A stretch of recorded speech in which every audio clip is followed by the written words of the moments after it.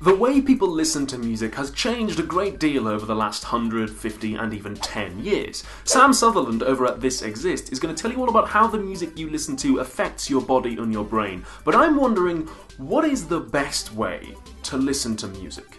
Assuming music can be a form of artistic expression, what is the best way to listen in order to make good aesthetic judgments about it?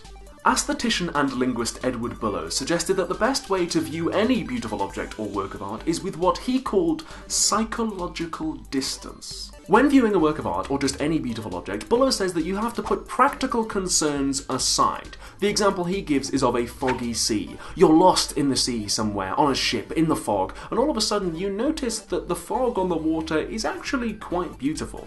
Bullough says that in order to make that judgment, you have to temporarily forget about the practical dangers of being lost. You have to distance yourself from your own personal circumstances in order to appreciate the beautiful object on its own terms. Distancing comes in degrees, and you can be over or under distanced. For instance, imagine you suspect your partner is cheating on you, and you're in the theatre watching Othello. If, when Othello is jealous and suspicious, all you can think about is your own jealousy and suspicion, then you haven't distanced yourself enough. If you're thinking about the lighting arrangement and the other people in the theatre and the upholstery on the seats, then you've probably distanced yourself too much. The perfect amount of distancing would be if you remember your own jealousy just enough to feel a special affinity with the character of Othello, but not so much that it distracts you from the play. That way you're experiencing what Shakespeare was trying to express. You're appreciating the work on its own terms. If Bullough is right, then this would seem to suggest that most of us are listening to music wrong. A lot of people listen to music with headphones on the go, or whilst working on something else, or in the background, maybe. So we are over-distancing ourselves. We're focusing on some other practical consideration instead of on the art itself. Not all music is meant to be art, maybe, but the way most of us listen to it, we wouldn't know whether it was good art, even if it was. According to Bullough, a better way of listening would be to abandon MP3 players and headphones and just go to live concerts, or just sit and listen to a whole album and really engage with it.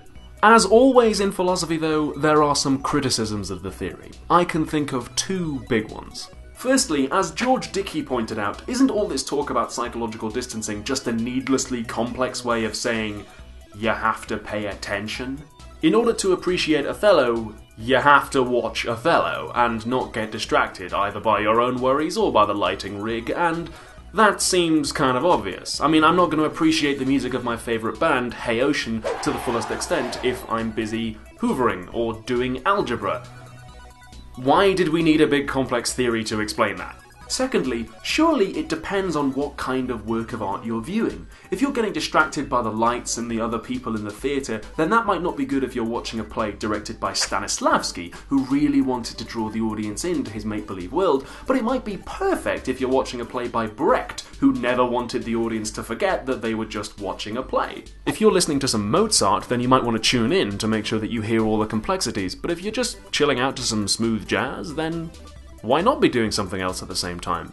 I don't really buy Bullough's theory of psychological distancing, except insofar as it says the obvious, which is that in order to appreciate a work of art, you have to notice it to some degree.